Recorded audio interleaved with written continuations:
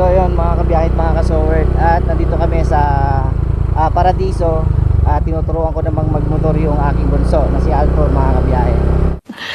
Sana all. At ngayon medyo nakukuha-kuha na niya yung pagdadrive at saka yung balanse. At ito nga, nagdadrive na siya, mga kabiyahe. Konting ano pa, ngayon pa lang ngayong araw pa lang, ito pa lang yung first time na tinuruan ko siya, mga kabiyahe, dito nga sa motor. At yun, buti medyo na ano na niya yung balanse. Dito naman tayo sa pakanan naman ng liko. Ayan naman sa pagkaano na kay preno ha, alalay sa preno. Yan. Pagka hindi mo kaya, yun, ganun. Ha? Ano? Sige, subukan ko na. Ayan na, solo ka naman, nak. Ayan, ikot lang, hindi ka lalabas ha. Ikot lang dito. Ikot lang. Subukan ko naman na paikot-ikutin ko lang. Hindi ka lalabas, nak, ha. Basta alalay sa preno, silinyador, balanse. Sige. Pagkahirap ka sa pakanan, edi yung kanina muna, yun muna i-practice natin, yung sa kaliwa na paliko. Sige, nak, sige. Yan. Oh my God! Wow! O, dahan-dahan. Dito ko lang muna siya pagpa-practicein dito sa Paradiso, kasi dito ay walang masyadong sasakyan at saka walang masyadong tao, kaya dito lang muna kami. Yan.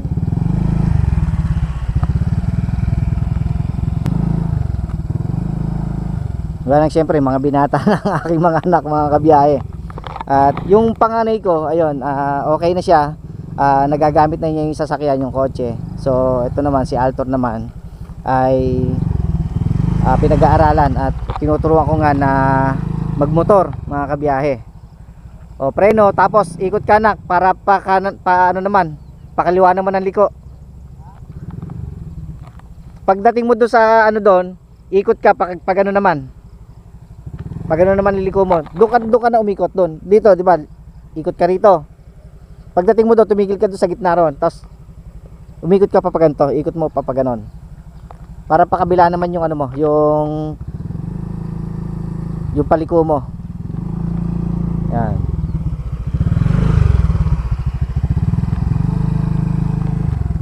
First time lang, mga kabiyahe, na makahawak ng motor. What? Si Altor. Yan. Alalay.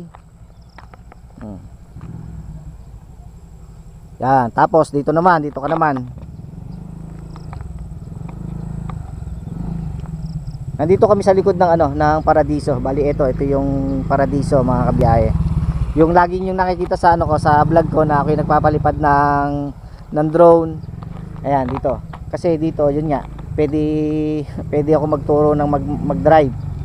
Wag ka sa gitna, nak, mahihirapan ka gawa yung guhit. Hanggat mare, dito ka sa gitna nitong kanan. Oh, yeah, sa gitna ng kanan. Hindi diyan sa kaliwa, diyan sa kanan ka, sa kanan.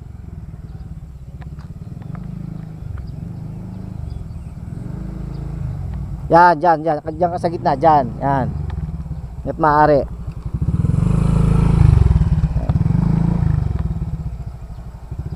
Madali naman turuan, mga kabiyahe. Ayun, yung una kong inano sa kanya, syempre yung balanse.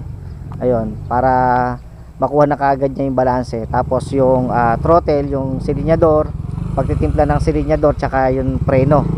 Kasi dahil automatic nga yung motor natin, hindi po pwedeng basta-basta ka na lang pipreno. Kaya yun, sabi ko, alalay. Syempre nung una, tinuturuan ko siya na sakay ako. Pero ako ay kahit first time pa lang na pinahawak ko sa kanya yung motor, nakita ko na nakukuha na kaagad niya, mga kabiyahe. Kaya naglakas loob ako na bumaba at para ma-experience ng anak ko na solo niyang gamitin yung motor para makuha na niya ng yung kanyang balanse. Ha? Sige, isang ikot pa. Ayan. Tapos aangkas ulit ako at lalabas naman kami dun sa sa tuwid. Okay. O sige, preno. Yan. At aangkas naman ako mga kabiyahe. Alright. Doon ulit sa dati. Pero dito lang din ha, dito. Hindi na doon sa kabila doon ha.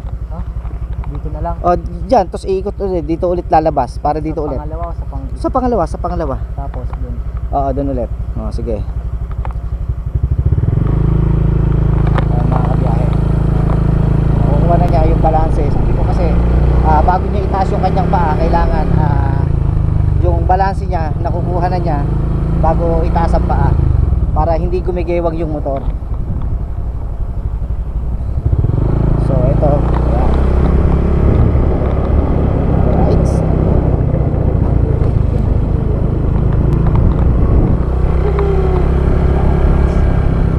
Ayan o. Ang ganda dito sa ano, sa Paradiso mga kabiyahe. Kaya dito ko talaga kahit yung anak ko na si Amboy, si Aldwin dito. Yan, ay dito ko rin siya tinuruan na mag-drive ng kotse. Dito ko rin siya unang tinuruan. Kasi dito nga ay hindi bawal mag-drive, magturo kasi kakaunti nga yung tao at medyo kaunti rin yung mga sasakyan. Pero tinataon naman namin na talagang konti, pero pagka maraming tao at maraming sasakyan, hindi ko siya tinuturuan nun. Pero ngayon dahil hapon, ayan, medyo konti na. Doon sa dati ulit na ikot ulit doon, isang ikot tapos labas ulit, gano'n. O minor, tapos kanan, yan. Tapos ikot ulit tayo. Yan. Basta pagka yung sa balansi mo na nabigat yung balansi mo, yun, birahin mo yung signador. Ha? Alin? Pag ako lang mag-isa. Oh, syempre. Pagka mag-isa ka, yun, labas ulit, labas. Ayan, labas ulit. Op, minor. Op, minor. O, dito. Ayan, isusunod mo yung katawan mo. Ayan, susunod mo. Para yung liko mo, susunod yung motor, hindi ka mahirapan, hindi ka ma-out of balance.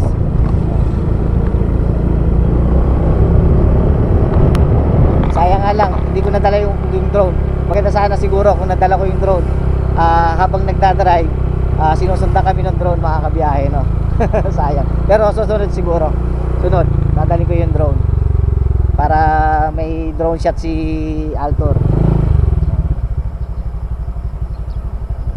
Okay, alright. So, yun mga kabiyahe at mga kasowerd, salamat at sinamahan nyo kami ngayon sa pagtuturo ko mag-drive sa aking anak. Kasi kaliwa mo na dyan, last na, uwi na tayo. Medyo medyo gabi na rin mga kabiyahe. Oh, minor. Dapat sa kaliwa lang ako. Oo. Hindi, pagka kanan lagi, kanan. Kasi yung kaliwa, yun yung pasalubong sa'yo. Pagka ganyan naman na may sasakyan dyan, konti rito. Pagka wala, hindi titigil ka sa harapan, mag-giveaway ka. Yan. So, ayan. Ito sa dulo, titigil mo na ito sa dulo. Oo, sa ano. Ha? Wag muna sa mahirapan ka pa sa hams. Pagka yung kuha mo na yung talagang balanse, yan, hindi mo na ito sa kanto na. Tigil, tapos dalawang paa, alalay. Ayun. Alalay ka agad yung dalawang paa mo. O sige, baba na. Alright. So yun, dahil palabas na nga kami. At syempre, kasunod nun ay ikukuha ko naman ng lisensya. Si Altor para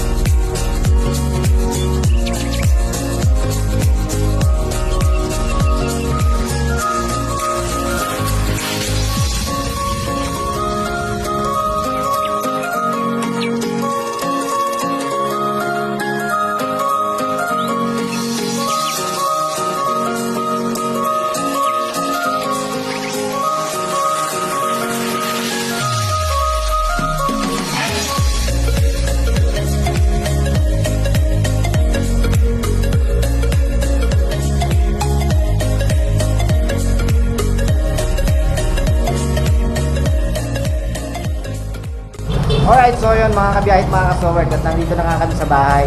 At ayun, nakita nyo naman na nakapag-drive si Altor ng motor at naturuan ko na nga doon sa Paradiso.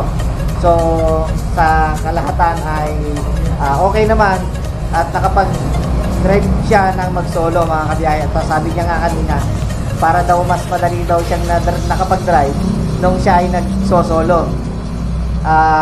Kasi di ba nakangkas tayo, kaya sabi ko, syempre gawa nga ng nakangkas ako, medyo mabigat. Kaya nung siya ay mag-solo na, gumana, nakukuha na niya na ng ayos yung kanyang balanse mga kabiyahe. Kasi mahirap nga magbalanse pagka meron kang angkas. So nung pinag-drive ko siya ng solo, ayun, medyo gumanda-ganda yung kanyang pagdadrive. At syempre, kailangan pa rin naman ng marami pang practice.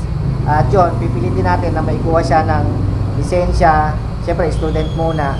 Tapos pagka naikuha na natin siya ng student at pwede na siyang mag-drive, sasamahan natin siya. Tapos pagka nakakuha na siya ng non-pro, o hindi pwede na niyang gamitin mag-solo itong si Click mga kabiyahe. So pwede nang pagka may ipabibili si mami or may kailangan si mami o ako, pwede nang kahit wala si kuya niya, pwede na niyang bilhin kung ano yung gusto niyong bilhin o kung ano yung gusto namin ipabili. Kaya yan, maraming salamat sa lahat po ng mga sumama sa amin sa vlog na to. Maraming salamat po sa inyo. Sa mga OFW na lagi nakasuporta kay Tito Pogs, maraming salamat po sa inyo. Kasi syempre, sa lahat po, sa mga hindi nag-skip ng ads, ayan, maraming salamat po sa inyo. See you!